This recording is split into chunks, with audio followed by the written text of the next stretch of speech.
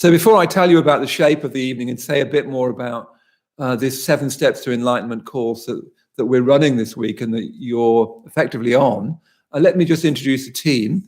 So let's get Sanjay here first. So this is Sanjay. Sanjay is our resident genius. He is Mr. Tech. And then Hippolyte, representing France. Hippolyte, both of them live with us upstairs. And golly, I don't know what we'd have done without all the people living on the premises. All of them have been doing the tech. It's easy for me just to sit in front of here and talk, but they have to do all the tech side of it. So that's really, really good. So let me say a little bit about the shape of the evening. A longer evening this evening because it's part of this 7 Steps to Enlightenment course. So I'm going to talk for about 20 minutes, even perhaps up to half an hour. And then we'll have a period of meditation, which I'll lead us through. And then we'll have a tea break. And, that'll be time for you to go off and get yourself a cup of tea, go to the loo, whatever you need to do. And then after the tea break, I'm going to carry on the story that I'm starting in the first half of the class. So don't sign off. I'll carry on the story.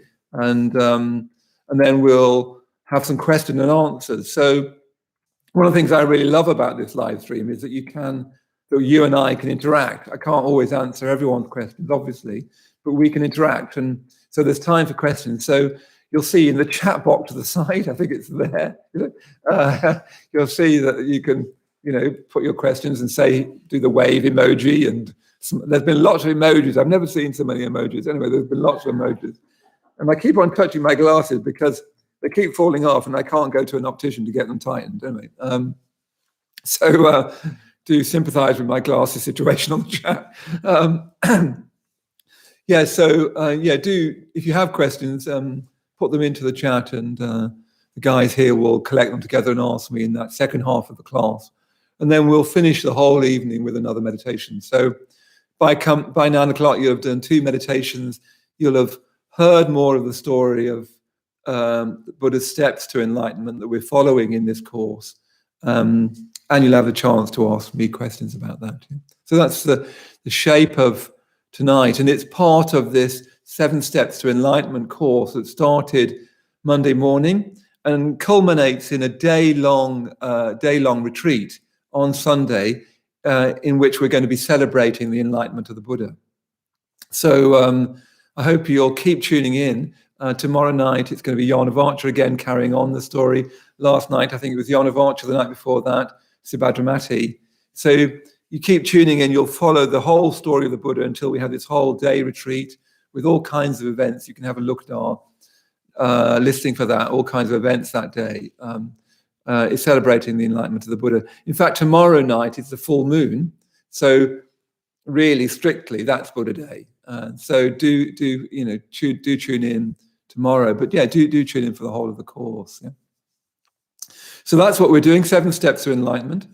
So Jan of Archer was taking us through the story. Subhadramati started the story with the Buddha's birth and the 4 sights and the going forth from the palace. I won't recap that, but do go back and watch it. I was really struck by it. So do go back and have a look at Subhadramati talking about the Buddha's to-be early life. And then Jan of Archer yesterday took the story of the Buddha's, or rather the Buddha to-be, his life all the way up till the point that I'm going to start talking about tonight, which is him sitting under what's become known as the Bodhi tree. I mean, it wasn't called the Bodhi tree then because the Buddha hadn't gained Bodhi, which is another word for enlightenment. So that's where I'm going to be taking up the story. In a way, tonight and tomorrow night, Jan of Archer and I, we're going to be telling you about the Enlightenment. Really, the story, the parts of the story I'm going to be dwelling upon tonight are very much, I think, as central to the Enlightenment as any other element of the Enlightenment. They're all told, as it were, sequentially, but I think they communicate one experience. They're not really a sequence of events. My own belief, my own sense, and I've told this story so many times, and every time I tell it, for me, it goes a bit deeper. I think they're telling you about one remarkable, unprecedented change in consciousness, in being, and it needs all these different story elements set out in a sequence, but they're actually all telling you about one incredible experience of human enlightenment. Yeah. But I thought we'd start a bit closer to home. So thought we'd start again. I sometimes talk about my partner's children. I've got children in my life. I have two little girls, I always want to say, but they're not little anymore, and they've never liked being called little, even when they were little. But I remember when Rio, the youngest, she was, I think, 8 or 9, and she came to the Buddhist center. I was giving a talk, and I said, "Do you want to come into the room whilst I give the talk? Or do you want to wait outside?" And she said, she's very confident, Rio. She said, "I want to come into the room." And I said, "Do you want to sit at the front with me, or do you want to sit at the back?" She said, I want to sit at the front with you. So she was coloring in her, one of these, I can't remember what it was now, fashion doll thing. I can't remember what it was now. Anyway, she said to me, "What's the talk about?" And I said, "Enlightenment." And she said, "That sounds boring." And I was really struck by that. I really liked that. She said, "That sounds boring." And of course, when you think about it, for me, it does sound boring. Enlightenment is such a huge abstract word. So I said, "Would you mind if I told that story at the start of the talk?" So I started this talk, and I said, "Oh," Rio said, "Oh, that sounds boring." And there happened to be a little boy in the audience as well. And he said, "Yes." So I'm going to try and not bore you with the story. And it's interesting, that thought that enlightenment, when you say it's a story about enlightenment, sounds boring, because the word enlightenment is an abstract concept. And if you're not careful, they are, frankly, boring. They don't tell you very much. Abstract concepts, they can feel very sophisticated and rather grand, but they often don't tell you very much, and they often don't give you a feeling for it very much. So what I relate to much more is not the abstract concepts, but the stories. Yeah. So every element of this story has got a vital meaning, which you can keep on discovering more and more elements of. So Jon Vulture left us with the story with the Buddha-to-be, Siddhartha, a young prince, sitting under a tree that, as I said, became known as the Bodhi tree, beautiful tree. It's just sitting there in meditation. Yeah, that's where we finished. And he'd made this incredible vow, saying, "I'm either going to sit there until I die, or I'm going to sit there." And they always say, "or gain enlightenment." Of course, there was no word for that, but find the truth would be better, I think. I'm either going to penetrate into the truth of things and be liberated completely in a way that's, at that moment, is unimaginable, or I'm going to die trying. I'm not going to get up again. This incredible vow. Jon Vulture talked about that last night, so I won't say any more about that. What I wanted to start with is the tree. He's sitting at the foot of a tree, and the Buddha's life is very, very linked with trees. He was, according to tradition, he was born under a tree. He died under trees. He gained enlightenment under a tree. His story is intimately connected with trees. Yeah. I don't know whether you're finding this, but I'm finding spring such a relief this year, partly because we're all in lockdown, and you only get that one chance to go outside, and the greens of the leaves seem, I don't know, are they greener, or is it my imagination? Is it because the air is clearer and cleaner? Am I hearing more bird song than usual, or is it just because it's such a relief to get out? I don't know. But the Buddha story is very, very interwoven with trees. And of course, for me, I really love this image of the Buddha sitting at the foot of a tree. So that is a beautiful image for me for the truly human being, the sovereign individual. That itself, to sit at the foot of a tree, is a remarkable achievement, even before we even think about whatever enlightenment is. And golly, what a big word that is. And golly, it doesn't really say anything. But before we even come to that, this man, in this case, sitting under a tree, and what that represents, doesn't it, is that he's at this intersection between the depths and the heights. So he's sitting on the earth. So he's sitting on the earth. He's not sitting on a chair. He's not sitting on a throne. He's not sitting on a cloud like God. He's sitting on the earth that we walk on and sit on. He sits on this bare earth.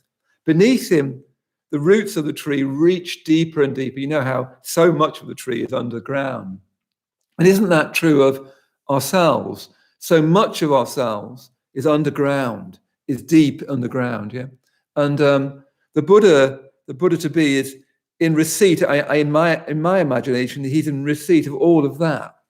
All those roots reaching down into the mud, into the feces, into the dirt and grime. So he's not alienated from that. He's not goodly and sort of nice and separated. He's not on a cloud, yeah? He's in touch with the earth, and the roots of the tree go deep down into the earth. And we need to be like that. We need to be in touch with our chthonic depths, our deepest instinctual nature. I'll say more about this later, but religion has always had this tendency to cut you off from those deep instincts, which are things like sex, power, lust, greed, fear, disgust, all those very deep primal instincts. If you're not careful, religion wants to sort of concrete it over, and you'll never get anywhere with that. You might get a bit of some bright ideas, but you won't get anywhere unless you're in touch with the depths. And I've met people who really are living on the basis of a bright idea, unrooted with the depth. I'll say more about that perhaps a bit later in the second half. But also, of course, the tree has this incredible trunk that the Buddha's sitting with his back against, and then the branches of the tree reach up into the sky. So the Buddha is at the intersection between heaven and earth. He represents the unification of heaven and earth. That's what that position is about, is the unification of the depth and the darkness and the muck and the filth of the earth, which becomes the nutrients for something that grows up into heaven, yeah, that reaches up into heaven. If we're not careful, we fall out over, should it be heaven or earth?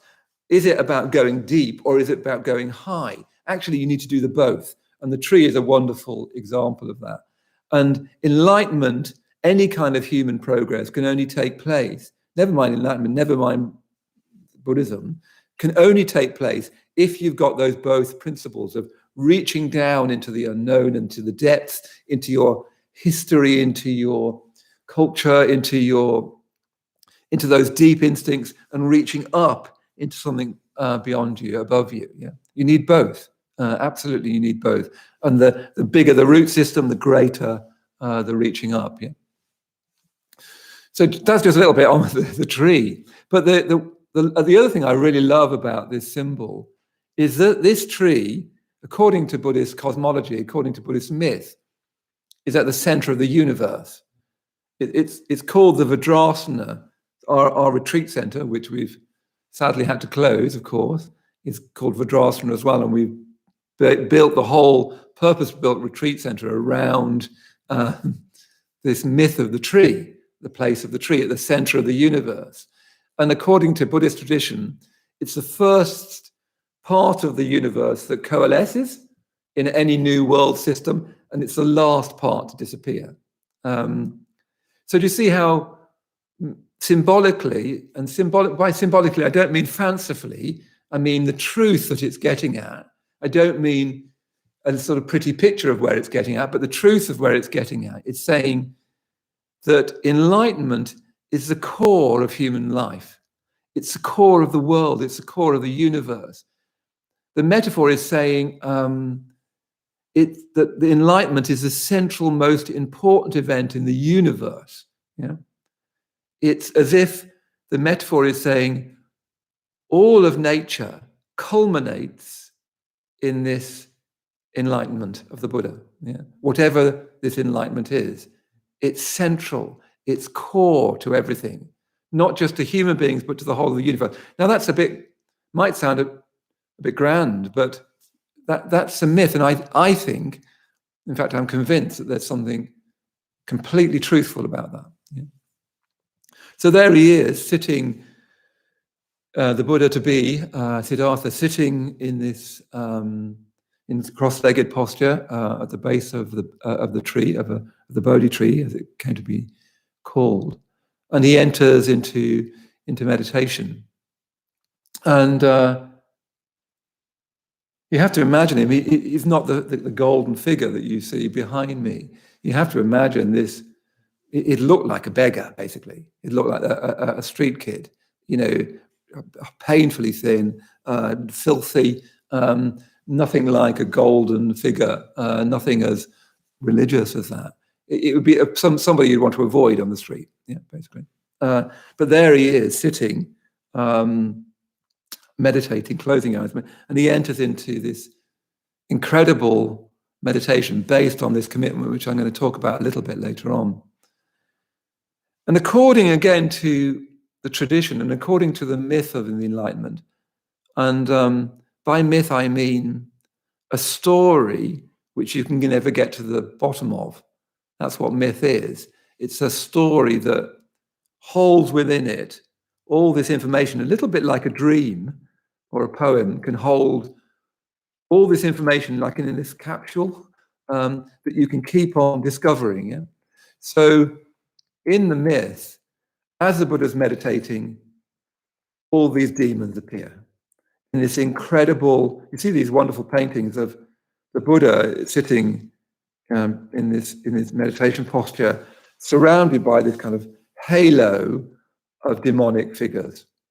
And these demonic figures are trying to stop him gain enlightenment, basically. They're horrible, they're ugly, they're incredibly powerful. In some descriptions, they throw mountains at the Buddha. They throw axes and rammers and hammers and swords and spears and burning iron bolts and things like that. You have to imagine a figure in this incredible peacefulness of this figure and this incredible army of demons throwing everything under the sky. You can imagine modern depictions of that. What you've got is an image of peace surrounded by the most terrible weaponry. Yeah? So these are the forces of greed. Traditionally, these are the forces of greed, hatred, and delusion. In fact, they're often gendered. So you often get Mara's, you get the attack of Mara's sons, and they're the particularly warlike ones. So they're the ones that are throwing all the spears and daggers and so on. And you get Mara's daughters, and don't worry about the gender here. You can, if you prefer, you can regender it for yourself. But traditionally, you get Mara's daughters who are trying to seduce the Buddha and say to him, "Why are you bothering with this kind of weird spiritual thing when you could be having lots of fun? When you could be, frankly, sleeping with me?" And these are beautiful women, or whatever your taste, beautiful men, or both. But I think actually there's something valid about that gender. You've got the forces of power and the forces of seduction, which is actually another kind of power. You've also got the forces of delusion, of what Buddhism would call spiritual ignorance, which doesn't mean not being intelligent. In fact, many very intelligent people are very stupid. It means people who don't want to know the truth. Yeah, it's that part of you that wants to turn away from the truth, including the truth about yourself. So these Mara's hordes, these demons, are demons. They represent forces both outside you, and they represent the forces within you. So they represent historical, cultural forces that are trying to stop you grow. Yeah? So any time in history, now as any other time, any person trying to grow, trying to realize their potential, and from a Buddhist point of view, enlightenment is your potential. It's not the potential of a Buddhist. It's not something Buddhism is going to give you. It's already there in you, whether this is the first time you've ever heard of Buddhism. It's your potential. It's not mine. It's not his. It's yours. Yeah. And if you're going to, and human life is about realizing that potential. Of course, what you don't know, and what actually I don't know, to be honest, is your potential, my potential, is unimaginably vaster than we think. Yeah? The Buddha would want to say to us, there is more to you than you could possibly imagine. I like this metaphor of an acorn to an oak tree. If you could talk to an acorn and say, what would you like to be when you grow up? An acorn would say, well, I'd like to be a bigger, shinier, kind of sexier, kind of trendier acorn. You know, all an acorn could imagine would be a bigger, shinier, you know, dressed up version of acornness. Yeah. And if you said to an acorn, if you pointed to a tree, you know, those incredible oak trees that you see standing in the middle of a field, you know how majestic they are. If you said to an acorn, you can be that, an acorn would be just like, that is so not me. I'm a kind of roundy, shiny thing. It would actually frighten you. You see what I mean? It would, and yet we know that there's that potential for an oak tree in that acorn. But if you were the acorn, you'd never imagine it. Never in a million years would you imagine that. So that's our human situation. That's what the Buddha has been telling us, as it were, for 2,500 years. Every time anyone tries to live out their potential, there are all kinds of forces in society that want to stop you, and they're weaponized. Yeah? The 20th century, for instance, was a century of ideology. It was a century of fascism, the century of communism. I'm reading a wonderful Irish novel that just goes through all the wars: World War I, World War II, Vietnam, and so we go on. All these forces that are actually trying to destroy your human potential. And of course, the other thing that I've been thinking now is one way to imagine these weapons, and golly, the time's moving on already, is that words weaponize very easily. I'm struck by the fact that these demons, they're not just demons coming rushing for you, they've got weapons. The tongue can become a kind of dagger.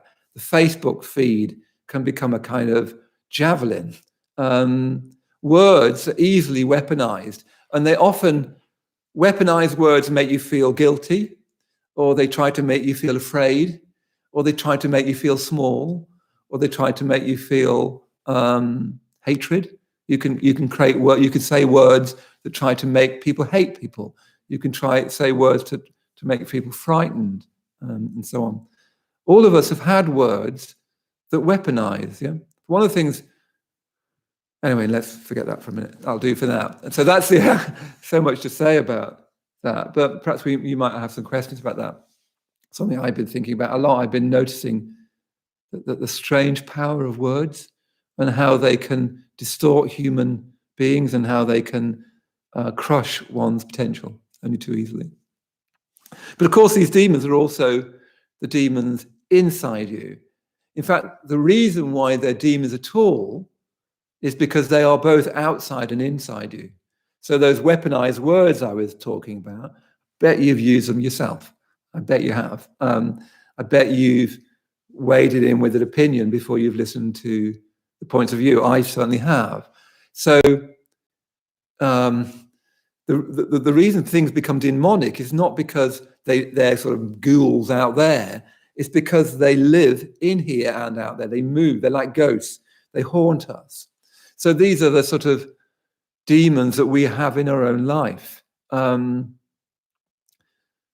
our own hatred. And one of the things that meditation does, I think, if you take it seriously, if you take it like a sports person would take it. In other words, if you take it up, Ippolit, who's doing one of the film, he's an athlete. He was doing volleyball, weren't you, for a long time. So he's very trained. He knows that you have to train hard. He took it really seriously. If you take meditation seriously like that, and that's how you'll make any progress with it, I bet you'll be confronted with your own hatred. You'll suddenly discover the nice person you thought you are is just a bit of a fiction, a self-pleasing fiction. You start to think, gosh, I've got much more hatred than I thought. I've got much more resentment than I thought. I've got much more lust than I thought. I'm not a nice person. Actually, you're a much better person than you think you are. Much, much better than you think you are. And you're also, frankly, a worse person than you think you are. And don't worry, folks, so am I. I'm not very great at the via positiva. We're all in the same boat. We're much better than we think we are, and we're much worse. And we need to embrace both, and we need the energy of both. Yeah. So these demons within us, they're our energy. They're incredibly powerful. Yeah. And as I said, religion, including Buddhism, actually, easily gets mixed up with a pious self-suppression, where you think, oh no, I'm not that kind of person. And you see how the thing I've also been thinking is there's always a righteous war. Even with this outbreak of COVID, I'm seeing righteous wars starting up. There's always a righteous war that we're involved in.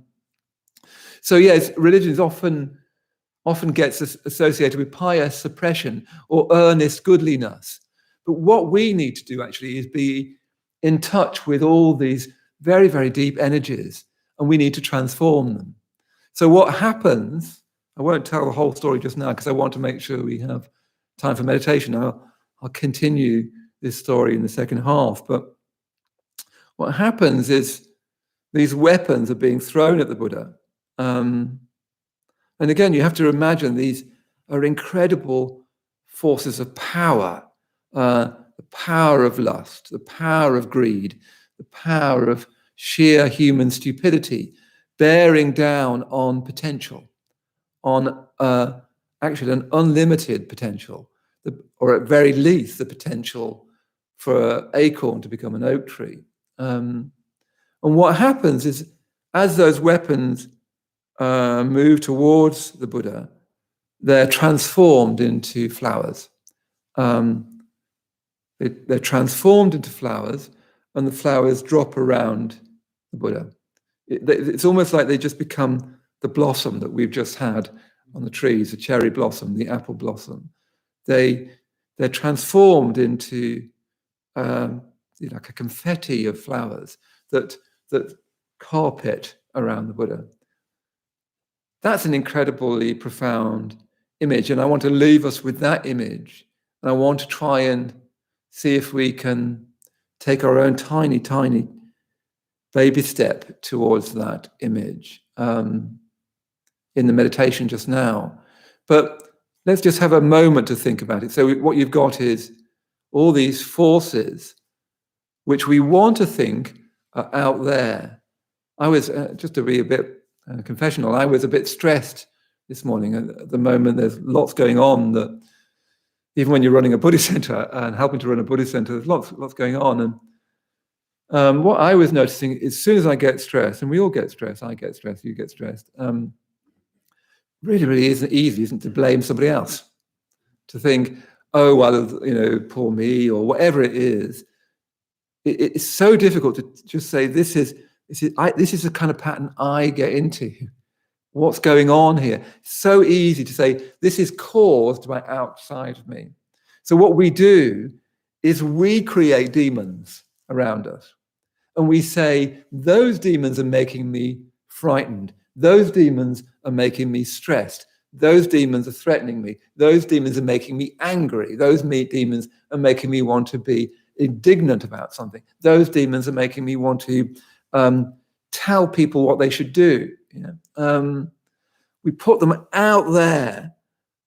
But of course, the Buddha to be understands that they're projections from in here. Actually, it's difficult to say which they are. They're both, actually. But one simple way is to think that they're projected from in here. And what he does is there's something about his state of mind, and we'll explore this in the second half, which is so open to those forces, to the energy of those forces, that they become adornments, they become flowers, they become decorations, they become beauty itself. Yeah. But we'll come back to that, and then we'll continue the story from there in the second half. I want to now just start to move us towards meditation, and I want to do some mindfulness of breathing meditation. If you've never done it before, don't worry, I'm going to lead us through it. And I want us to try to work on this, first of all, really focusing on the breath, because according to some traditions at least, it was the mindfulness of breathing that the Buddha was actually doing on the night of his enlightenment, which, according to tradition, is tomorrow evening. So I thought we'd do the mindfulness of breathing, but I particularly want us to try to be open to things that we don't want to be open to. Be open to discomfort in the body, be open to ourselves. Be sitting where the Buddha would be sitting, with the roots of ourselves running off into the dark, and the branches and leaves reaching up into heaven. So let's, if you want to sit, get yourself as comfortable as you can. Probably sitting on a good hardback chair is best. We're going to meditate for about 20 minutes, a bit longer than we have been.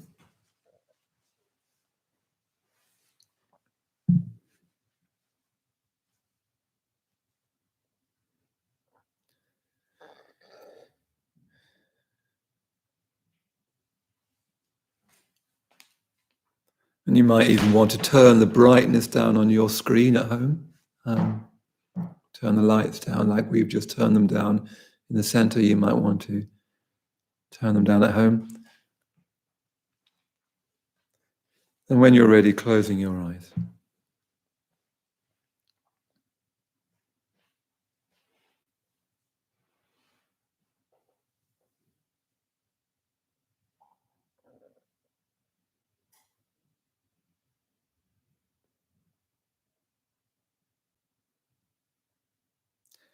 As soon as you've closed your eyes, come back to the earth. So in this case, the earth is our weight on the chair or the cushions, our feet on the floor. So we're not going off into a fantasy. We're not just going off somewhere in our head. We're feeling the earth of our body, the weight of our body.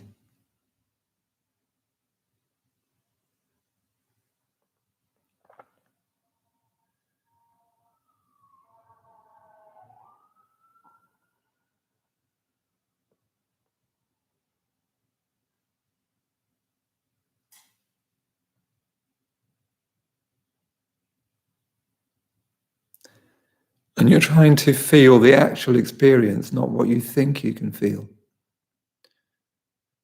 So where do you feel that sense of support?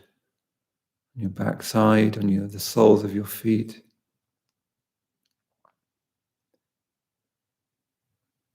Really feeling your body supported just now.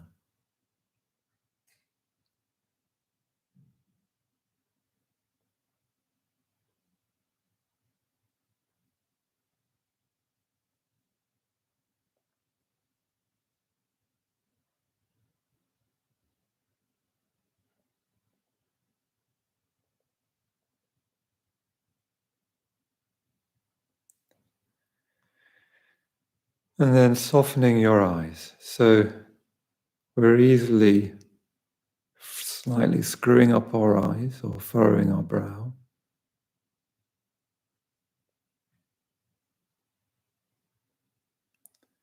We often don't notice that we're doing that.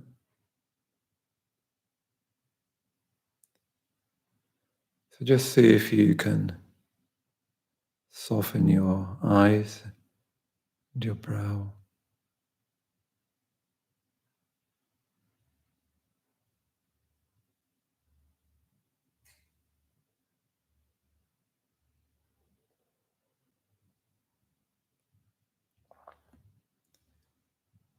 And then see if you can relax your jaw. We're often habitually, automatically clenching the jaw or tightening our mouth. And even though we don't notice that, it's having an effect on our mind.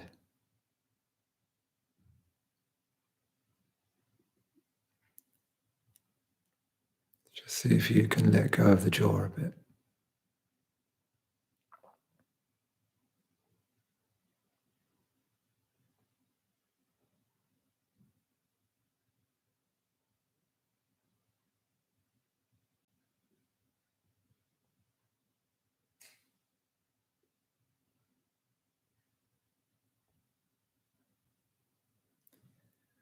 And then taking your attention into your shoulders.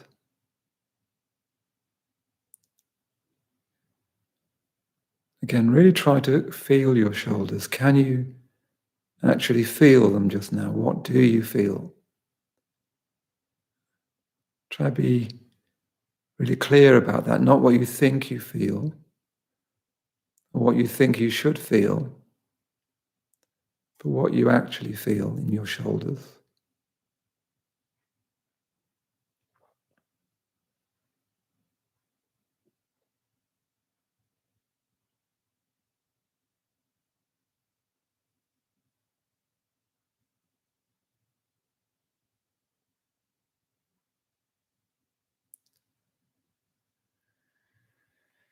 And then just see if you can imagine just letting them go. Sometimes you can just say to yourself, letting my shoulders go. Sometimes you just imagine your shoulders releasing, relaxing.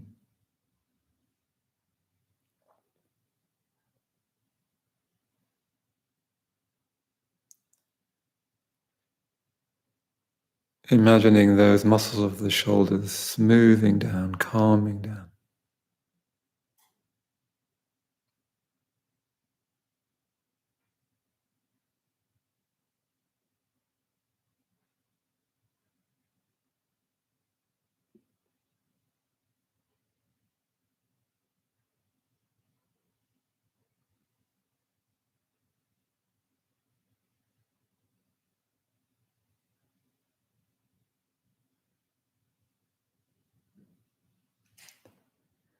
And then noticing your belly. And can you tell if you're gripping with your belly? We're often instinctively holding on with the belly. And we don't notice sometimes that we're doing that often enough, but it's having an effect on us.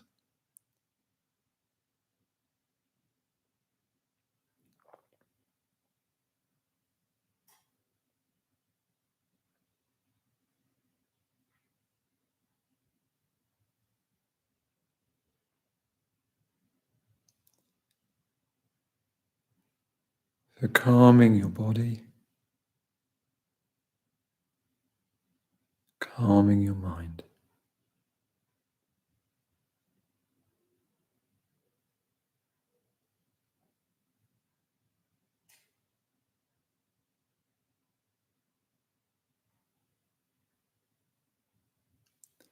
So your eyes are soft.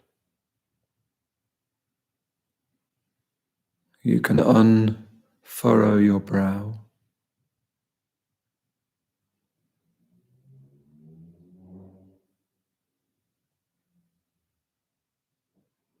You can let go of your shoulders as best as you can.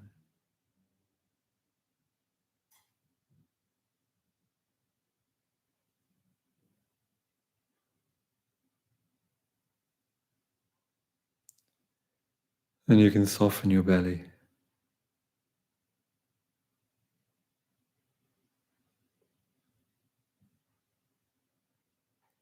So in this way, the whole system, body and mind, are calming down,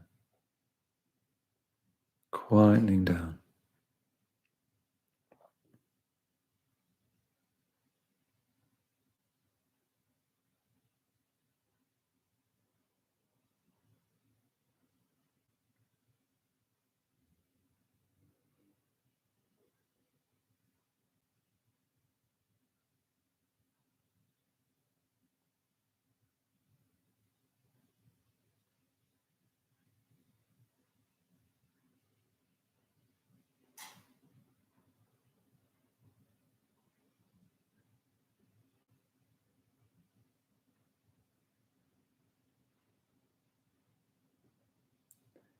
And then start to notice that your body is breathing. You don't need to try to breathe. Your body is breathing you.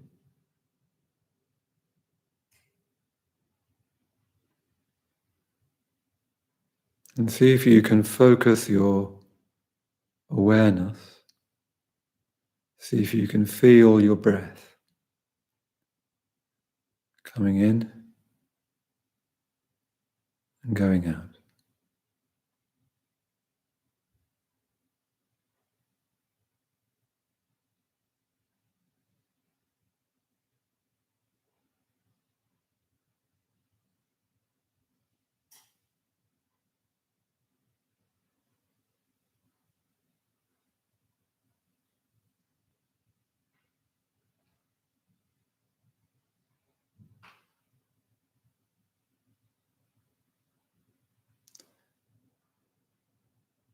See if you can just rest your awareness on your breath.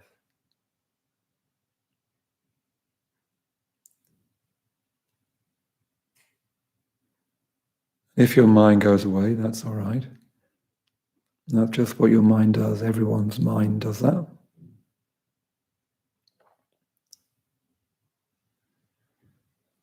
As soon as you notice, come back to your body, to the earth of your body, the weight of your body.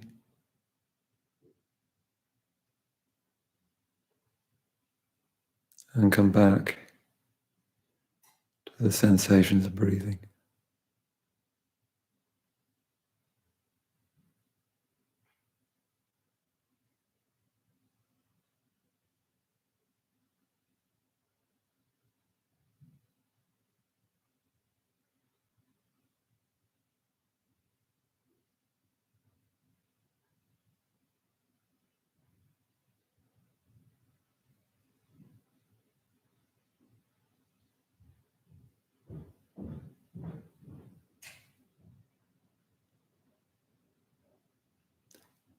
Following the breath in,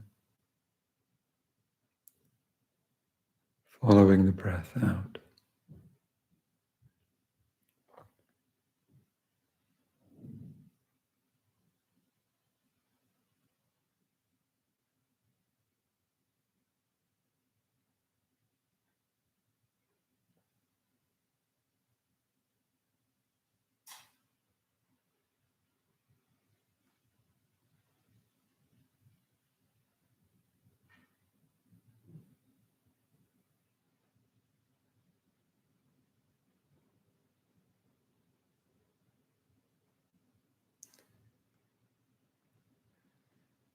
As soon as you've noticed your mind has gone away, gone into some kind of memory or planning or fantasizing, as soon as you've noticed that, in the very moment of noticing, you're actually meditating again. So as soon as you've noticed your mind's gone off, you're now meditating again. So you can just enjoy the fact that you're back in your experience rather than just taken away in the clouds of thought. You can just come back again to the weight of your body, to the warmth of your body.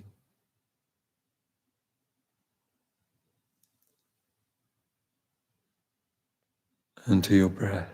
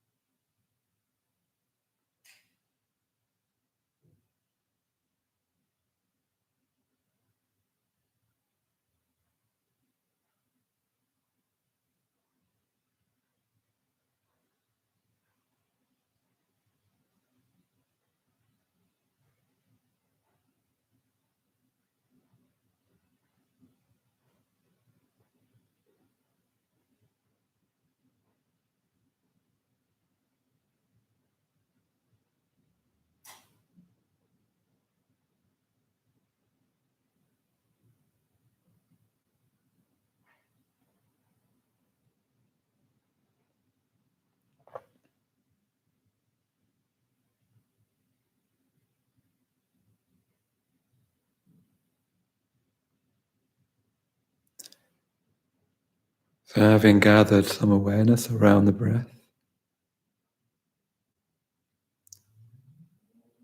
having brought more of our mind into relationship with the earth, with the body, see if you can bring your attention to an area of your body that feels uncomfortable. Now this might be an area of your body, might be your shoulders or some kind of discomfort in your body. Or you might be in a difficult mood just now, or something difficult happening for you just now.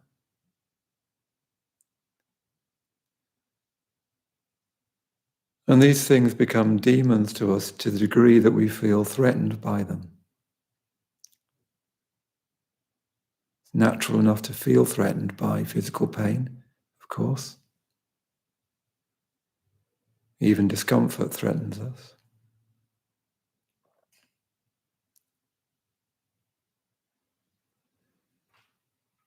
But see if you can take your awareness into an area of discomfort.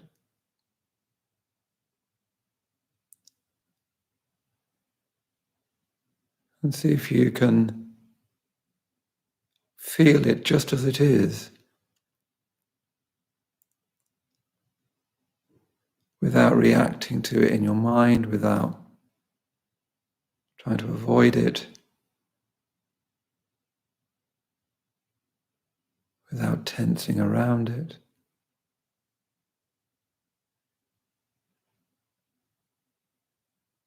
So if you can have the courage just to face into, to open up to something of discomfort in your experience just now.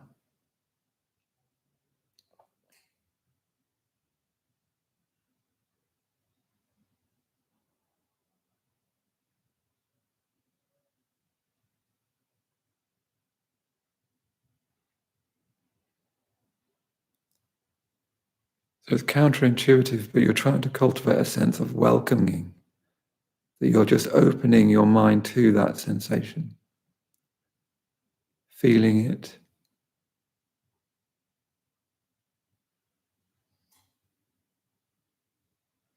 even relaxing into it.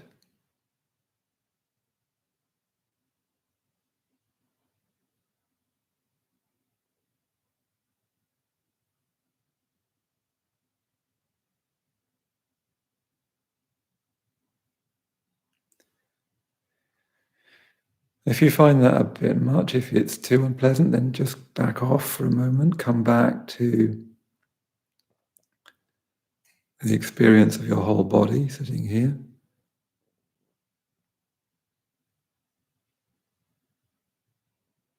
You might soften your eyes again and your brow.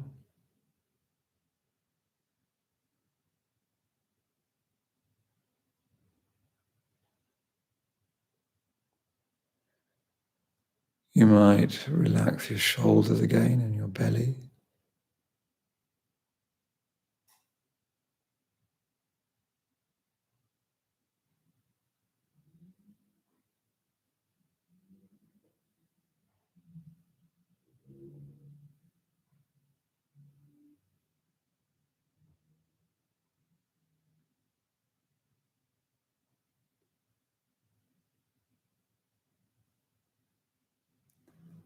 Then again, turn your awareness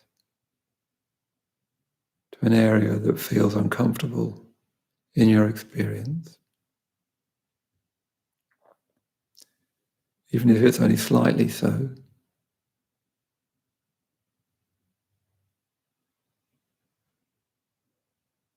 Just open up to it.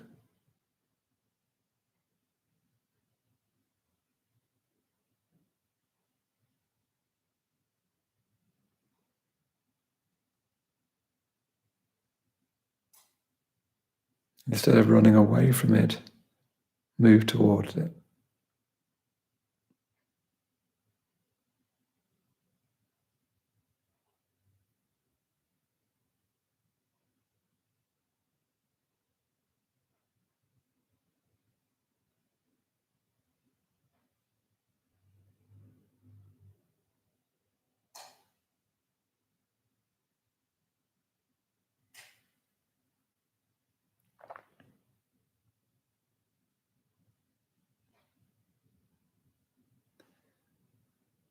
And you could try breathing into it, that area.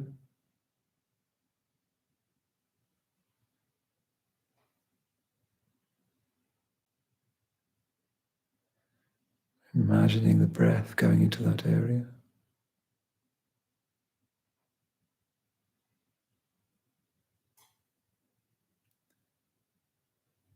But you're not trying to get rid of it, you're not trying to bargain with the discomfort.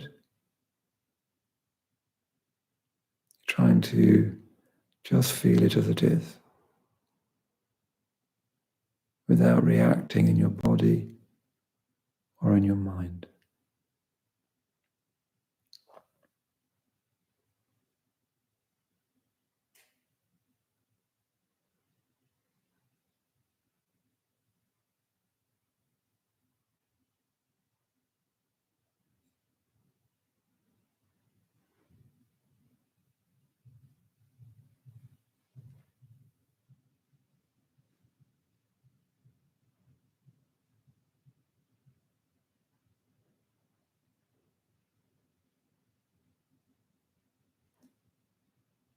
And then broadening out your awareness again.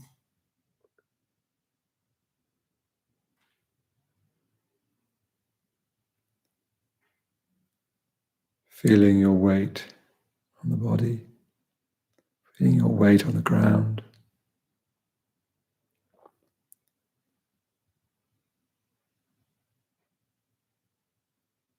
Feeling your weight on the chair.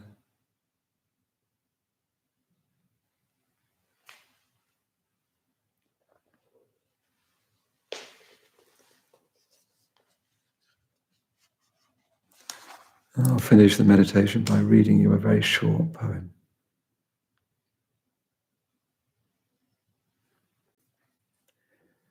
The ideal. This is where I came from. I passed this way. This should not be shameful or hard to say. A self is a self. It is not a screen. A person should respect what he has been. This is my past, which I shall not discard. This is the ideal. This is hard.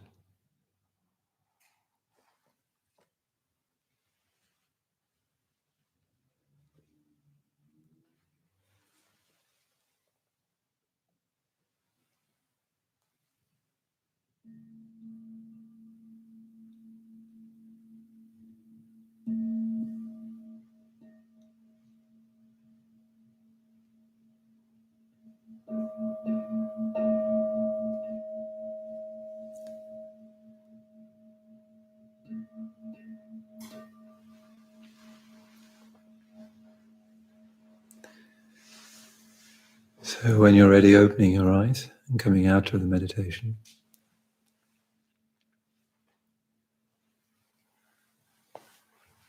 Just sitting comfortably again. So we're going to have a short break now, so you can Get yourself a cup of tea. We'll have a break for about 10 minutes. You better get yourself a cup of tea. You better go to the loo, whatever, stretch your legs. Something miraculous might happen here. We don't know. So bring your tea back, and in about 8:05, I'll carry on telling you, continuing this story. Then there'll be time for questions, as I said. So do put your questions in the chat beside me here, and then we'll finish the evening in time for 9:00 with another meditation. So let's have a break for a few minutes just now.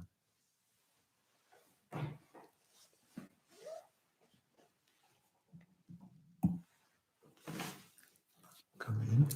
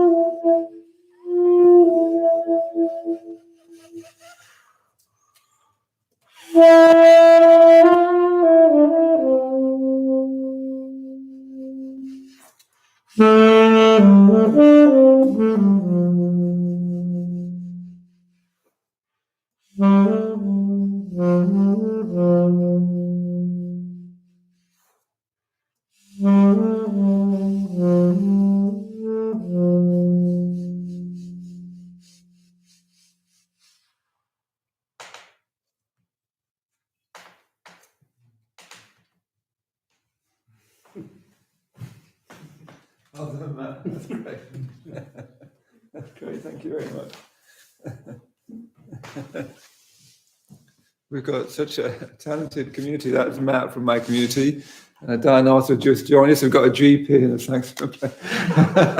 And we've got such a talented community now. Thanks very much, Matt. That's great. That's really beautiful. Thank you. Yes, we could just have that for the rest of the evening. So we'll start again in just a minute's time or something like that. Hope you've got everything you need. Get some cup of tea or whatever. So as I said, in the second half, I'll carry on telling the story. Oops, I forgot to turn my cue sheet. And then I'll...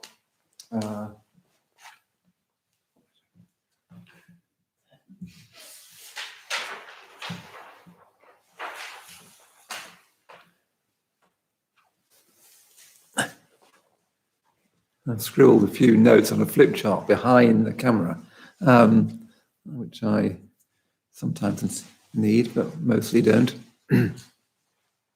So, coming to the end of our tea break. Yes, interesting. We usually have these huge classes here at the London Buddhist Centre, and at our tea breaks, I'm often in the other room next door in the reception room, standing on a chair, making an announcement about the next retreat, because one of our main things we encourage people to do is go on retreat. But of course, we can't encourage anyone to go on retreat now, and our own retreat centre is closed. So we want to nevertheless still encourage people to go on retreat. So we're creating and have created a home retreat that we've just launched just yesterday, I think, from the 17th to the 24th of May. A home retreat starts Sunday evening, work goes all the way through the week and finishes the Sunday morning. So on this home retreat, if you're new, it's free. Anyone is free, and anyone can come. So you can be learning meditation with Garavavati, one of the teachers here at the centre. If you're familiar with meditation, if you sign up for this retreat, you can then join me in my meditation in the mornings. I'll be teaching in the mornings from 8 till 9. So you can, and I'll teach more about meditation, and I'll lead you through a meditation. And then there'll be more meditation and more instruction in the mid-morning from 10, I think, till 11:30. Then we're going to have body work every day at 12, and then in the evenings these longer sessions again. So we're creating a whole retreat. We're trying to do everything we can to create for you and for us a retreat that we can be on together. So if you possibly can, take the time off work so you can do the whole retreat. so that you can really take part in it. If you can't, do as much of it as you can. That's what I'd recommend. I mean, of course, that's what I'd recommend, but do as much of it as you can. So, we're going to be starting meditation as we always do on retreats at 7 o'clock in the morning, and then there'll be another session at 8 o'clock, and then there'll be the mid-morning, and then the evenings, and there'll be other events as well that we'll be bringing into it in the afternoon. So just do as much of it as you can. But yeah, you'll need to register. What's the word? You need to sign up for the retreat. So the team will put that link for signing up on the retreat on the chat just now. We've got 1,000 people on this course, this 7 Steps to Enlightenment course. So it'd be great if all of you, if you would all share this with your friends and say, why don't you come on this retreat with me? Any person now, my aim for this lockdown period is to try and get 1 million people meditating. So you could say to your friend, why don't you just join me on this retreat? They go off and learn the meditation with Garavati. If you're familiar with meditation, you come actually upstairs to my bedroom and meditate with me in front of my own shrine in the morning, and I'll teach you more about meditation. And then we'll have these evenings where we're really exploring, fundamental matters of life. So yes, do come on our home retreat, 17th to the 24th of May. Okay, so I want to continue the story just now, and then there'll be time for questions. So we've got this incredible array of demons, and these demons, let's say, are the forces of life. They're these incredibly deep, chthonic, primal energies that course up into us and through us, and that haunt societies throughout time.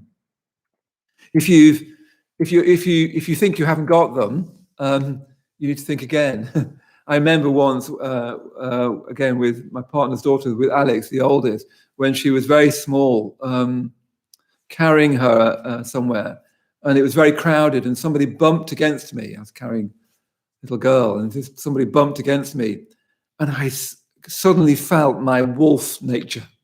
If you think you haven't got it there, just try carrying a child that you love dearly, and as soon as any kind of threat comes to it, you feel like you could bite them. You suddenly realize, gosh, I've got all these primal energies that I didn't know about. So these demons are all of that energies, and what the Buddha is doing, just by the wonder of his meditation, is transforming that energy into flowers, into adornments, into beauty. That's what he's doing. And you can imagine in the story, first of all, you get all the Mara's sons, the forces of power, the forces of violence, the forces of aggression, all of that being transformed. And we've all got that, but it's all being transformed into flowers. Then in the story, you've got Mara's daughters. Don't trip up on the gender, but the forces of lust, of seduction, of even manipulation and so on, of tempting you away into sex, into comfort, into status, into prestige, into success, into glamour. So the daughters represent that force of being drawn away from your potential by mere success or mere glamour, trivial things, but things that we're all seduced by. I think we're very seduced, for instance, by success. None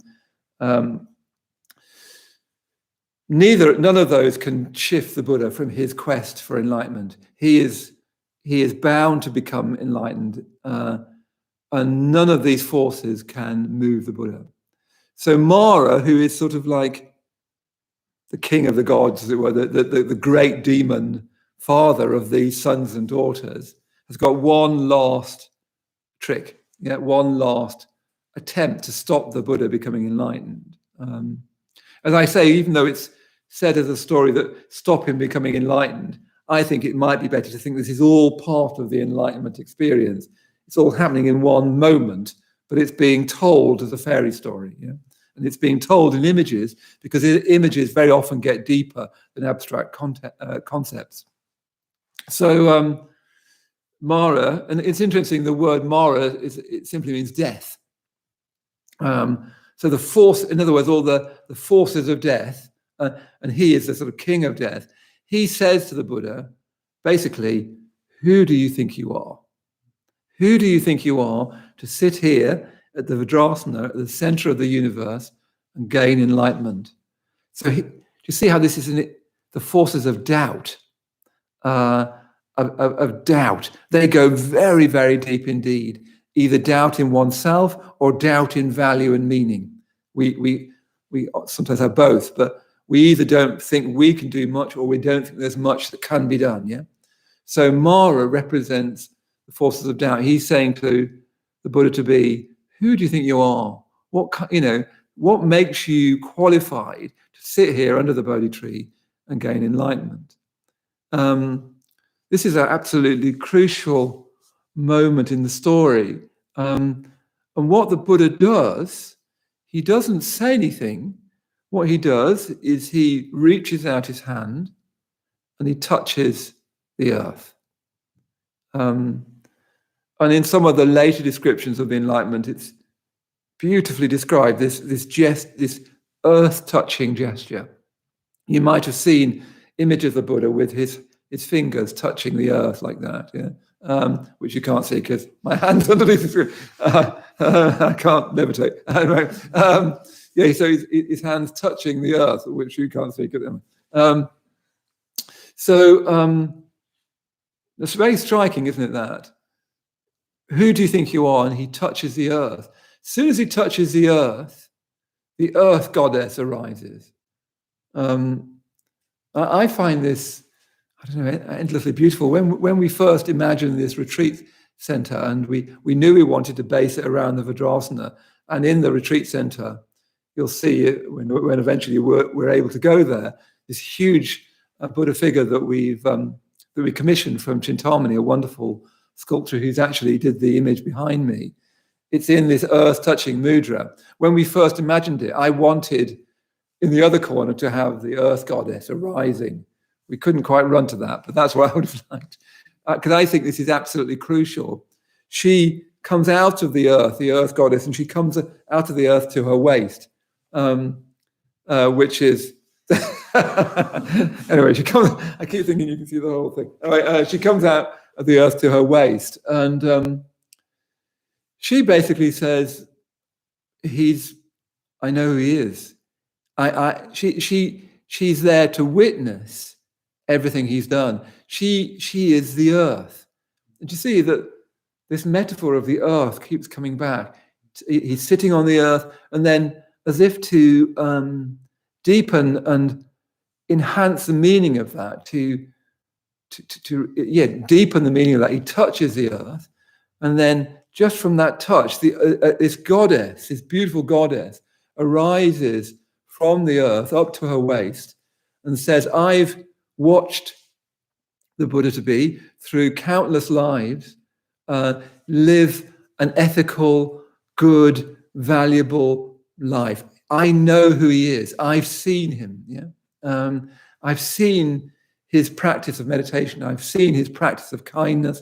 I've seen his truthfulness, his courage, his integrity, his remarkable integrity.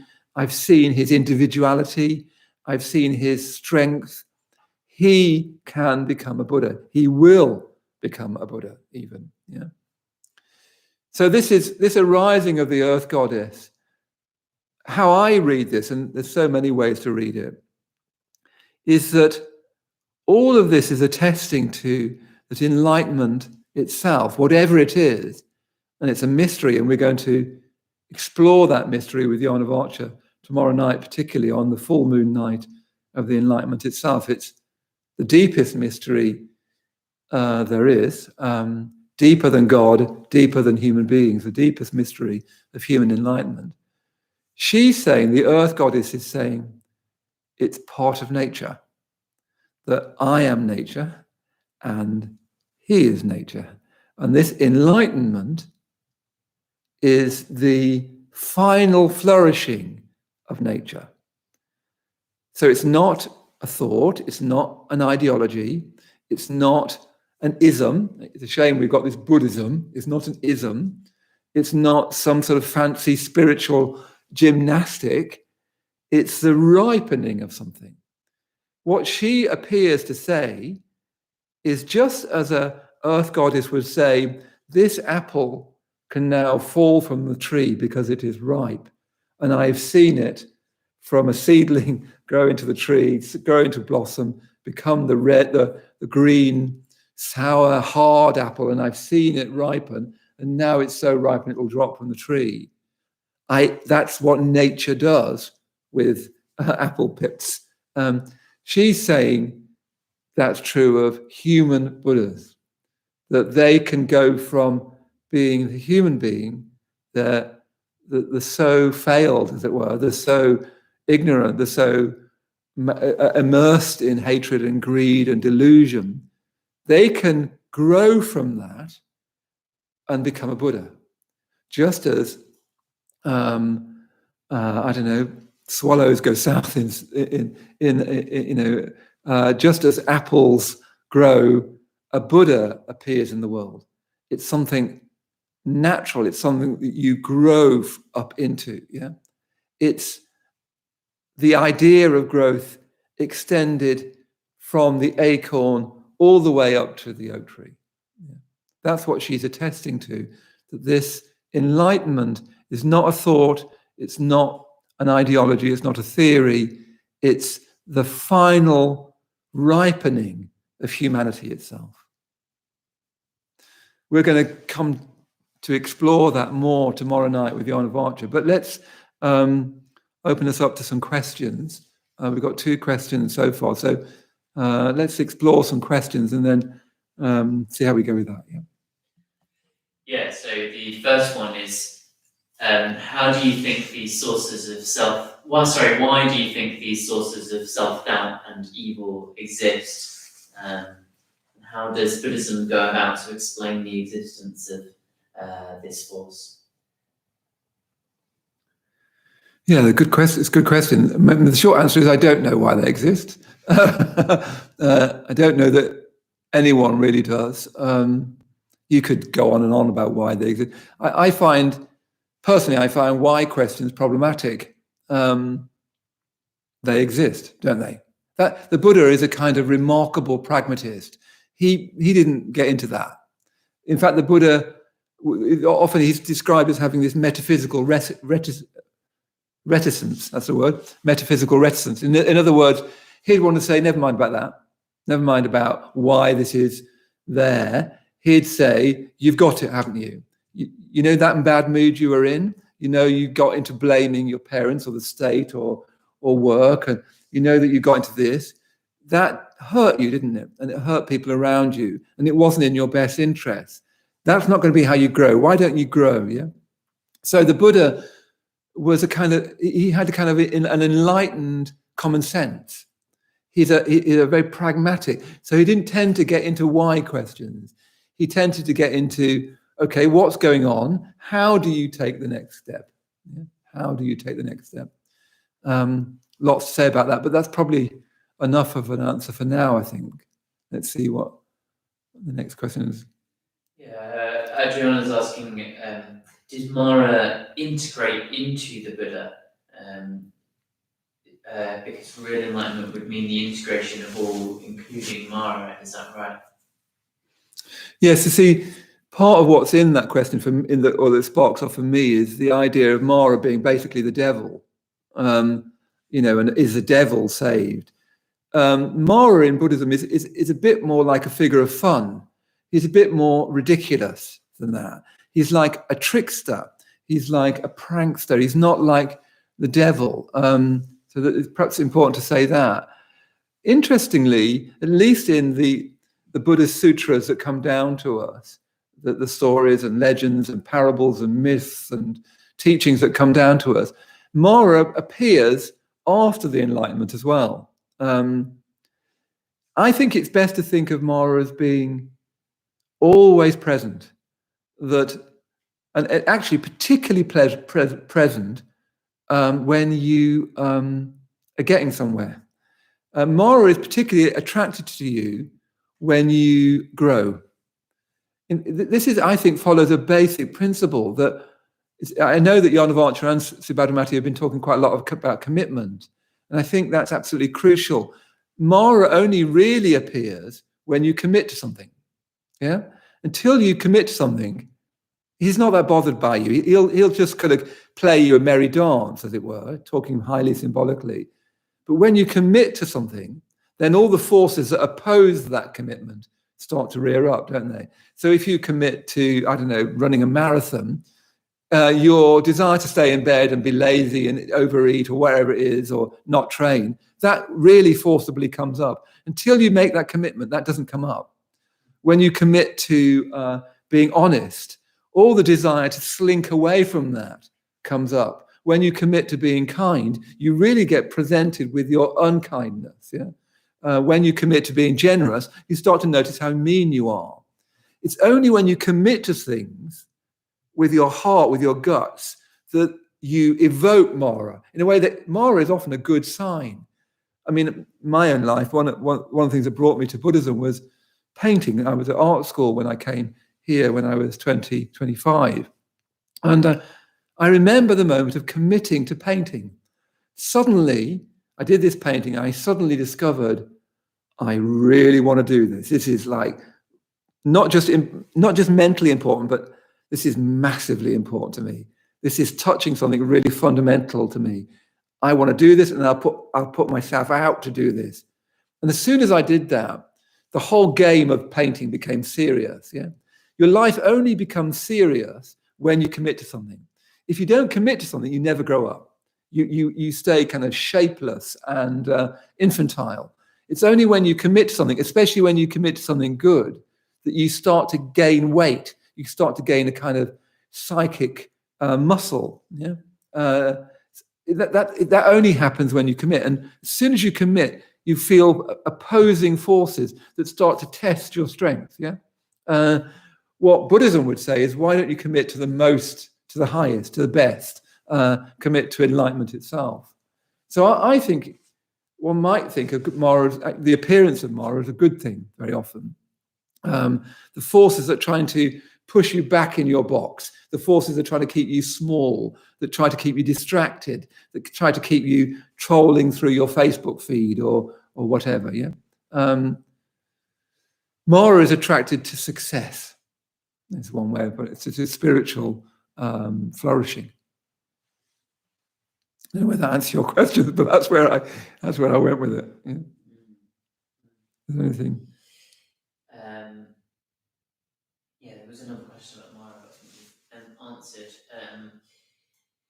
So when the goddess said, the earth goddess said that both she and the Buddha were nature, is this saying that she, the Buddha, and everyone are all born of nature and thus all connected and the same, and all the same?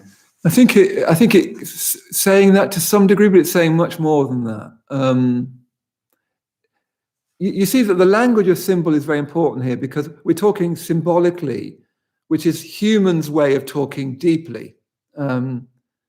It's trying to say symbols, parables, these kind of mythic structures are trying to say something about the very nature of consciousness itself, about the very nature of experience itself. It's not pedagogical. It's not just trying to give you some handy tips. Oh, look, I don't know, my nails come from an atom from the stars or whatever it is. It's not just trying to say, oh, look, I'm weirdly related to the dogs and, and blah, blah. It's actually I'm not great on science. Never mind. I should always keep away from science. Science and maths, I'm absolutely rubbish on. Actually, I'm not great on history either, but never mind. I think it's saying something more fundamental. It's saying that our experience is structured in certain ways. If we look at our experience deeply, well, not even deeply, if we just look at our experience, we see that it's governed by certain laws. Some of these laws are the laws of science, have been discovered by science. Of course, science has not got to an end, so it's still discovering science. Science has gone further than anyone could have ever imagined. But, a simple example is the law of gravity. Actually, apparently it's problematic, but you know that if you throw something up, it will fall back down. If you throw a ball, it will follow a certain arc. And by observing that, you create this law of gravity that the universe, the experience, life as we experience it, has got that structuring in it. Yeah. And some of that's to do with science, and other things are, I don't know, the nest building of birds. They do this nest building thing. So they structure their universe in that way that the world, the universe is structured has got laws running through it. Do you see what I mean? Slightly rambling, but that when you look at your experience, there are all kinds of laws running through it. Now, what Buddhism is saying is that there are laws running through it at the scientific level, at the biological level, at the zoological level, at the psychological level, laws like fight and flight. So if you open up your emails tomorrow morning and you get a horrible email from someone, you feel that fight and flight thing immediately. You don't have to think it. It happens instinctively. Those instinctive psychological patterns, they're laws, and you can study them. You can learn about them, and therefore you can start to learn how to work with them. The universe is patterned, it's structured, it's law-bound in this sense.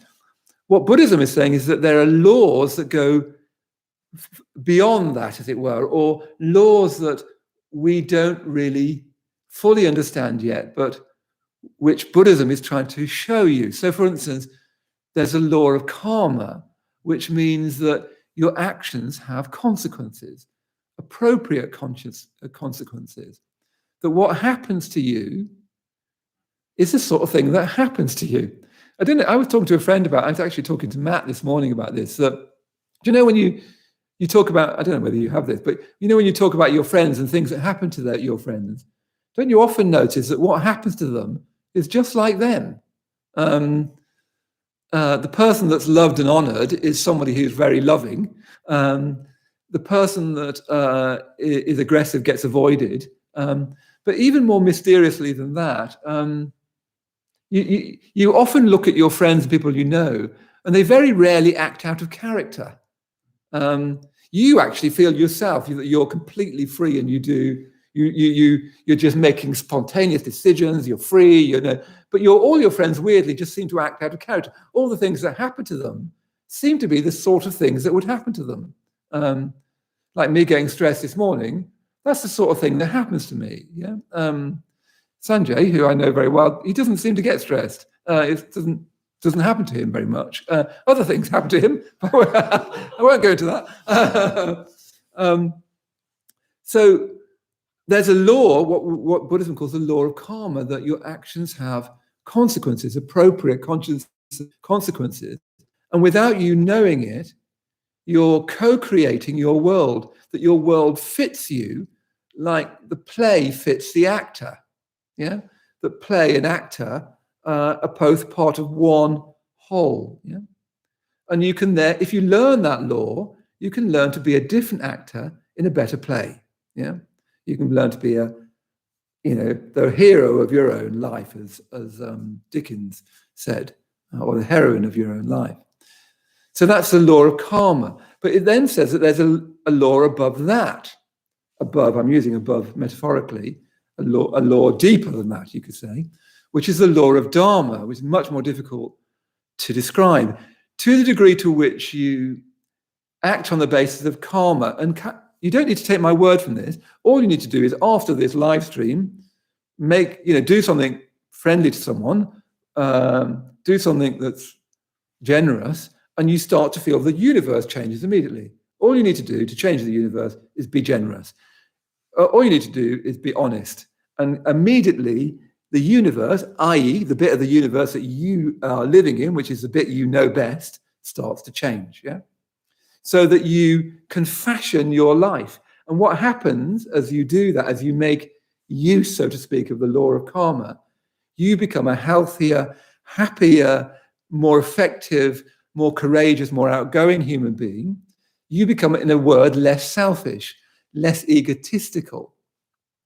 As that starts to happen, a new law comes into effect, which is the law of dharma, which is a current taking you, as it were, beyond yourself.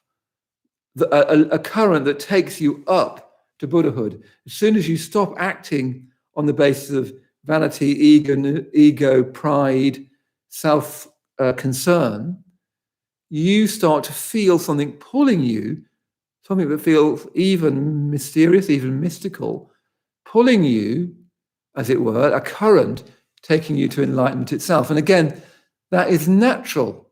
It's there in your experience just now. It's just there are so many other pulls on you just now.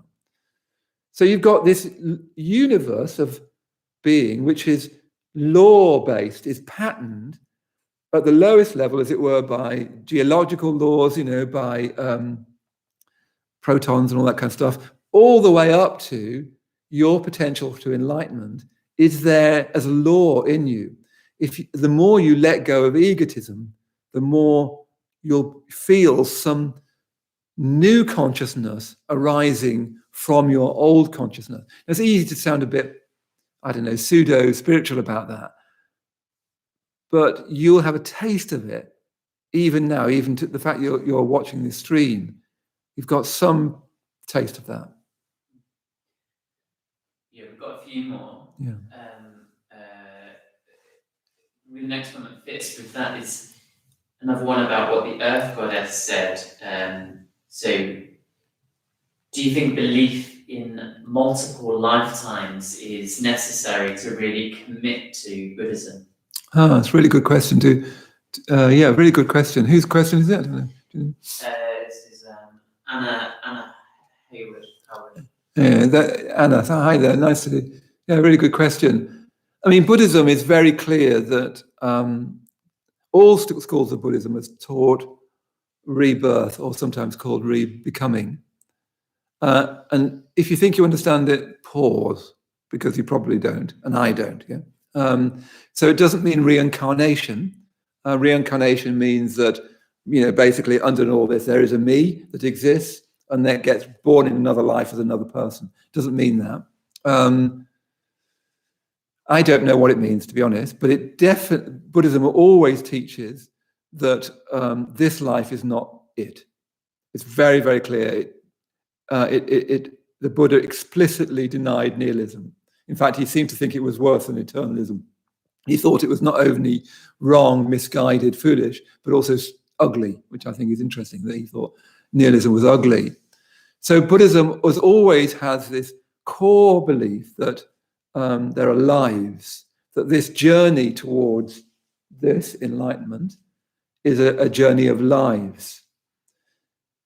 Now, whether you can practice Buddhism, the part of your question there, Anna, is this question of belief, which is problematic for Buddhism.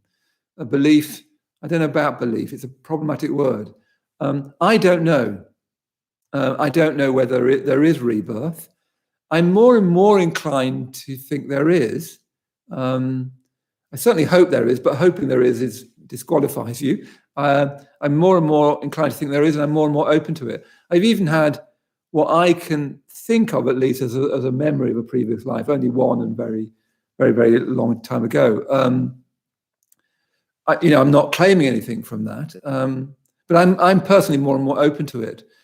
I think all I would say is that what is absolutely crucial is knowing that you don't know. Yeah. What people often say to me is, I don't believe in rebirth. What they don't then say is, I believe that when you die, that's the end, and it's a belief. What we've got, for most of us, is a belief disguised as a fact. People think, no, I know. You're born, you live, and then you die, end of.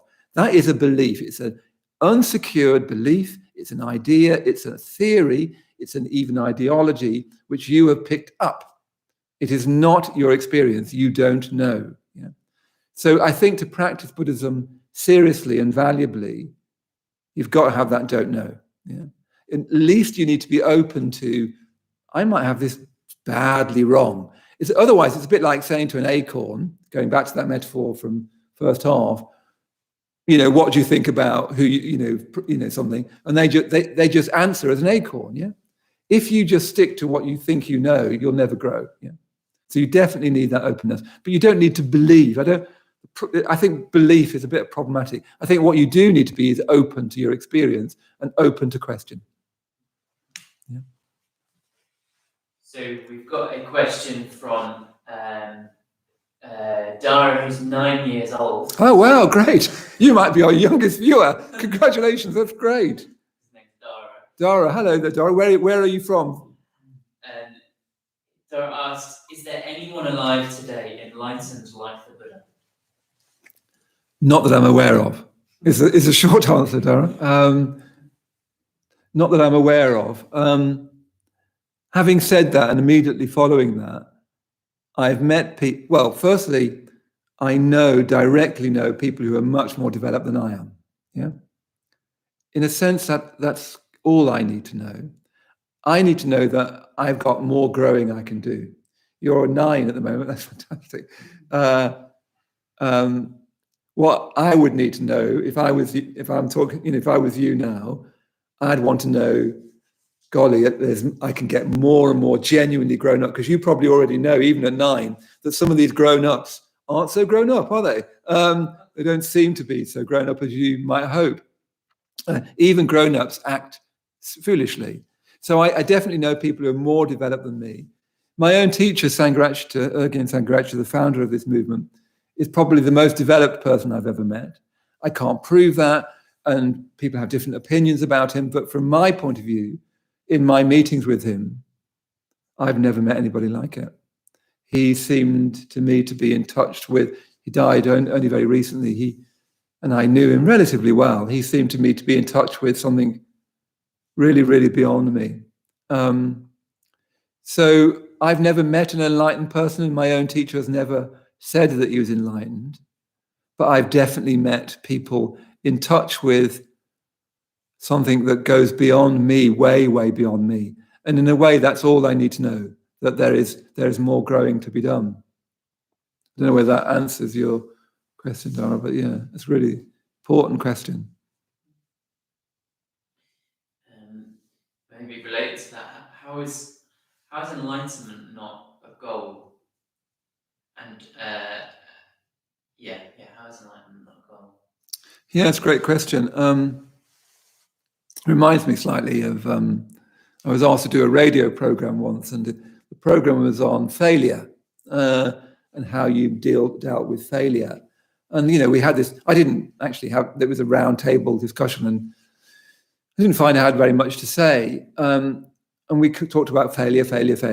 And then right at the end, I thought, hang on, it's just a posh word for not getting what you want. So when we talk about failure, I failed, what we mean really is I didn't get what I want. And we need to learn to, don't we? We need to learn to not get what we want. And as I was saying that, I'd forgotten what the question is. Where were we? How is enlightenment not a goal? Oh, that's right. Sorry. I knew I was going. It was a bit of a long way to start with that question, but I knew I was going somewhere. So goals are something for you, aren't they? You see what I mean? A goal of as I said, if I was to say, if you're an acorn, I said, what is your goal? It would be to be king of the acorns, or the sexiest acorn, or a pop star acorn, or a bigger, shinier acorn. Goals are always to do with you. They're something for you. It's something you can get. Now, it's fine, I think, to think of enlightenment as a goal earlier on, because it'll get your energies going. And it's even fine, I think, to compete a bit for that goal with your friends. If that competition means that you're meditating, that you're generous, that you go on retreats, that you tell the truth, then if you can compete like that, that's not bad. It'll need to go as you go along, but it's not bad. So it's fine to have it as a goal at first, but goals, by definition, are always something for you. They're like success. Success is always success in the eyes of others. So there's something highly problematic about goal setting, I think, at least after a certain point. Yeah? You need to disappear for enlightenment to take place. In other words, what enlightenment is the seeing through of egotism. So how can it be a goal, really? Yeah, because a goal is always something you add to you, that embellishes you, that makes you bigger and shinier. Yeah. But as I say, it's fine to have that as a sort of, to get you going for the first, 5-10 years, especially if it means that you commit yourself to meditation, commit yourself to being honest, commit yourself to being generous, then that's fine. And that'll purify as you go along. Don't know whether that answers your question. Yeah. Let's take one more question and we'll do another meditation in a bit. Yeah, and if you could just repeat the question. Oh yeah. So we've got a couple of questions about karma and it being, well, one person described it sounding like karma is a prescriptive law when other laws are descriptive. And somebody else was asking a similar question around kind of unfortunate things happening to people being the consequences. Oh yes. Being their fault. Yes. So maybe you can unpack. Yes, that's great to have that question about karma, and so many people think about karma that it's basically saying, whatever happens to you is your fault. That's a really classic Western misunderstanding of karma. Even some Buddhists think that, and they're wrong in that case. So it's very often misunderstood. Yeah, the word means action. Karma just means action. That's all it means. So what it's saying, the law of karma, as I'm using it in this sense, like the law of gravity, is a law in that sense. It's not saying that everything that happens to you, something falls on your head, it's because you hit somebody on their head in a previous life. That's just like a cartoon, yeah? Things can happen to you for nothing to do with you at all. I mean, here we are in the middle of this COVID-19. It's not because you did something in a previous life that caused it. Things can happen to you for all kinds of reasons that aren't to do with you. Karma is to do with your will's agency. It's to do with what you're trying to do and the consequences of that. It's very subtle, really. I'll try and unpack it a bit more. There's so much to say about karma. And it's so misunderstood. So thank you for the question. Yes. It's to do with, so let's say, for instance, like today I went off for a walk with Matt, and it was my turn to buy the coffee. There's a place where we can get coffee. Yeah, only one person goes in at a time. Buy coffee, you have to get a cake, and I don't mind that, frankly. Now, I can buy him a coffee because I do it with my phone, of course, nowadays. I can buy him a coffee because it's my turn. Yeah, he bought it last time, so it's my turn. That's all right. I can buy him a coffee because I'm trying to impress him, because I'm trying to get him to like me. Yeah.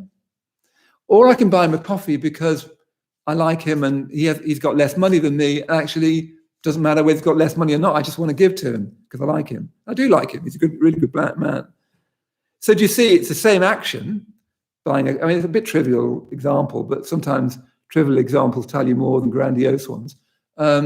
Same action, buying coffee, and in this case, a little pastry thing for a friend. Do you see how the action is the same, but the motivation, what I'm actually doing, just doing my bit. He got it last time, I'm getting it this time. Trying to get round him in some way, trying to please him in some way, or just thinking, actually, I really like him. Do you want a coffee? I want to give you a coffee. Have one. Yeah. Tiny example, but what karma is saying is that action, in that deeper sense of what you mean by your action, has natural consequences. The consequences of those actions are appropriate to it in a way that we don't really fully understand. Perhaps we will do it one day, or at least understand it more deeply. I don't think we'll ever fully understand it. But if you're generous, you start to live in a universe that reflects your generosity. I remember a friend of mine a long time ago now, he used to get into very, very bad states of mind. I used to work with him. And when he got into a bad state of mind, his experience was that nobody likes him and that people want him, he'd withdraw. What he actually looked like from outside is that he hated you. So people just gave him a wide berth, yeah? So that negative state of mind created its own necessary and natural response. If I'm sitting here vibing hatred, you instinctively step back, unless you're quite developed and you say, oh, what's going on? It's quite difficult to do that with someone who's, sort of vibing off hatred, yeah? So what the law of karma is getting at is that your mental states, your mind, your heart, your actions expressing that are creating a world which is appropriate to that. Now, all sorts of other things can crash into that world, but much more of your experience is being shaped by the mind you've got. So, for instance, if you better finish with this, but when I was young, I used to think that people didn't like me. Hard to believe now. That was a joke. I used to think that people didn't like me. So, if you think people don't like you, I remember going to this party once, and I'd go in and I'd feel that people didn't like me, that I wasn't welcome, and you give off this funny vibe when you do that.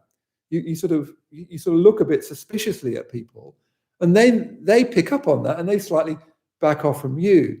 If you go into a party and you think people really like me, I'm welcome, you'll act differently, and that'll create a different world. Or of course, you could go to a party think, I'm the best thing, I'm the sexiest thing since sliced bread, I'm fantastic, I'm the best one at this party, and people will probably back away from that as well. They'll just think you're arrogant, yeah. So there's this sort of dance between state of mind and world, and they co-create each other, and you're much more part of that than you realize. And you don't need to think about the theory very much. It's not really a theory, it's an observation. All you need to do is be a bit more generous and see what happens, or see what happens when you're in a really bad mood. Start listening to your friends rather than just giving your opinion. What happens then when you say, oh, how you doing? Start giving a bit more of your time. Start telling the truth more. Start saying, actually, do you know what? We keep talking about Donald Trump or whoever it is, and I'm not sure this is really getting us anywhere. Can we talk about something else? Taking risks like that.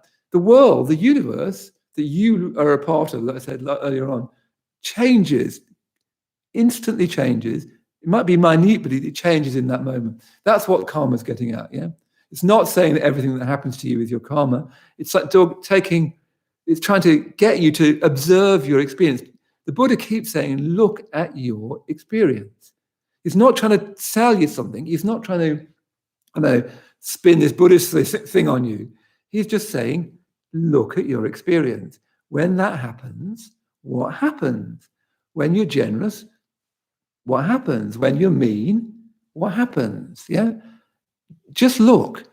In a certain sense, the Buddha's just telling you to look, yeah, to observe. Look, we better start finishing there, I think, because I'd like to finish with a meditation to finish, just to bring us back to that. What I want to do with this meditation, and sorry if I haven't answered everyone's questions. I don't know how many people are here just now. It'd be nice to know. Oh, great, that's fantastic. 248, that's wonderful. So what I thought we'd do, I haven't said much about the situation we're all in, partly because, well, we've said all we can say almost about it, but I just rang another friend of mine earlier on, and just the other day, Maitreyabandhu, a very good friend of mine I've known for many years, and he's had COVID. I hope you won't mind me telling you so. And he's been just feeling very, very, very unwell. That awful sort of post-viral kind of lethargy. And I know a lot of people are experiencing something like that. So I'm not at the moment. I'm fine at the moment, and all the people I live with are fine. But I thought what we could do is just sit together, and I'll lead us in a meditation in which we just wish everyone well, but particularly wish people well who are suffering at the moment. And frankly, all the time, most people are suffering. We live in this incredibly lucky place where we've got things like clean water and food.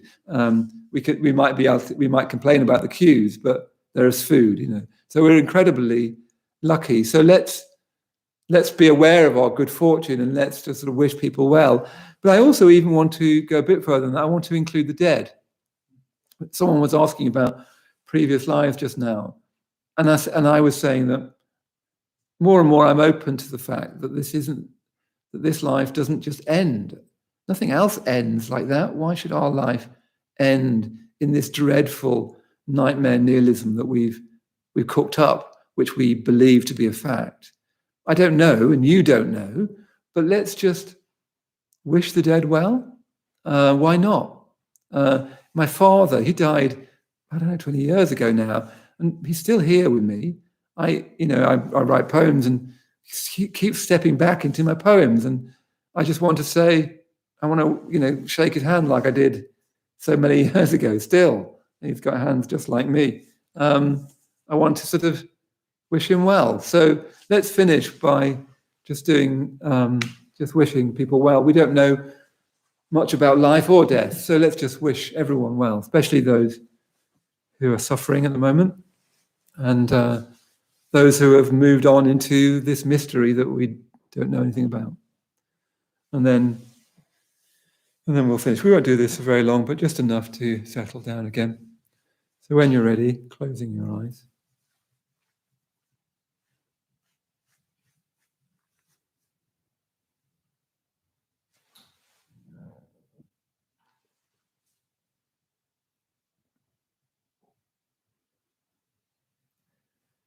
And I've been doing quite a lot of talking, so when now you close your eyes, just come back to earth again.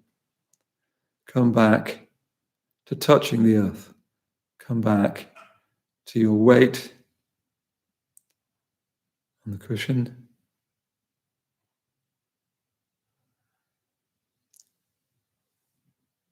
Come back to your feet on the floor.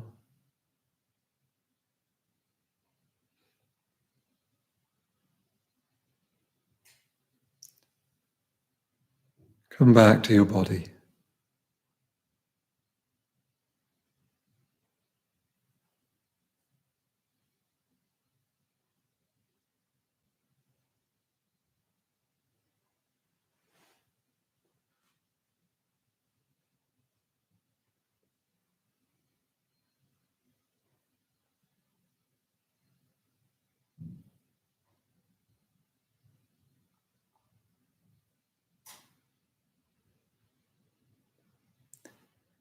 And then just wishing yourself well.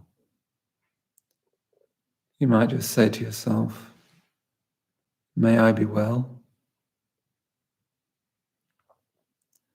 May I be happy.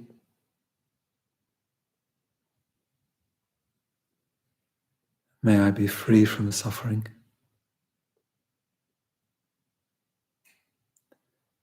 And may I make progress in my life. May I grow. May I move to my potential, grow into my potential. So you might want to just say those sentences to yourself, but still have a sense of your body sitting here.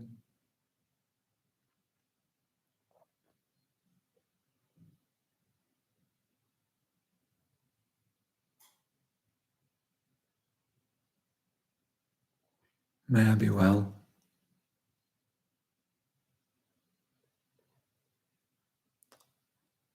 May I be happy.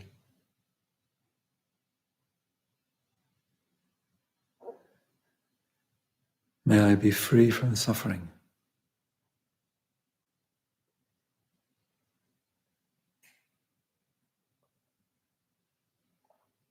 And may I make progress. May I grow.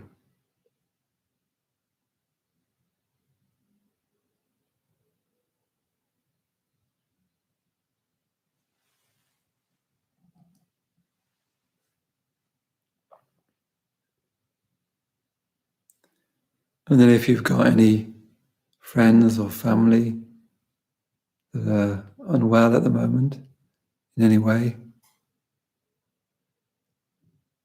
just bring them to mind.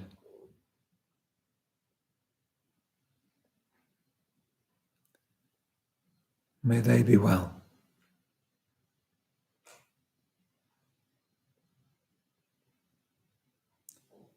May they be happy.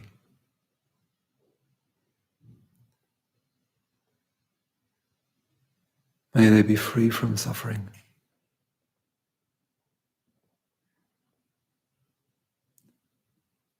May they make progress.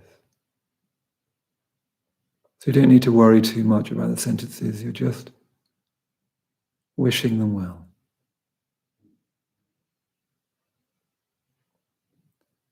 These are difficult times for so many people.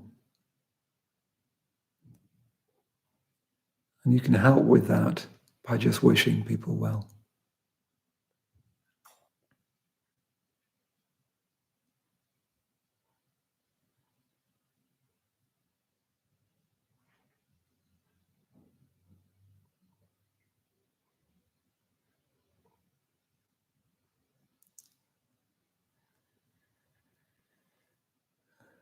And people have died. There might be people close to you, there might not be. I know people around me that have died just recently, and you might. And we don't know what's happened to them, not really. We think we do, but we don't. So if we don't know what's happened to them, we can just wish them well. We can send them, as it were, our love, our well-wishing.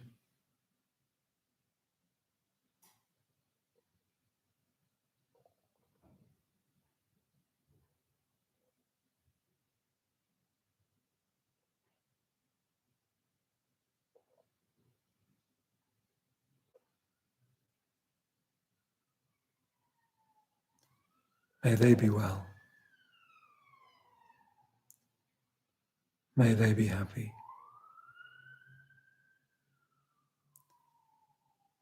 May they make progress.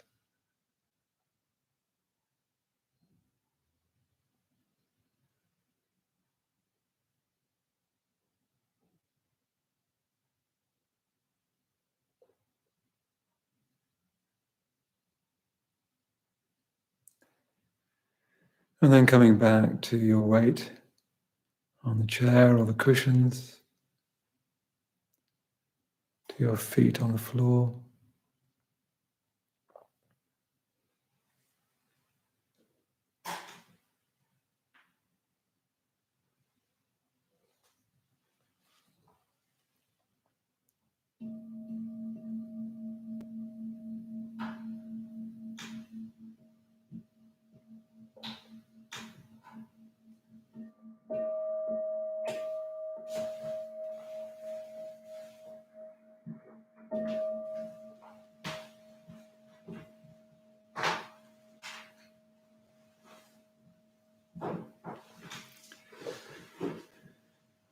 Okay, so that's almost all we've got time for tonight.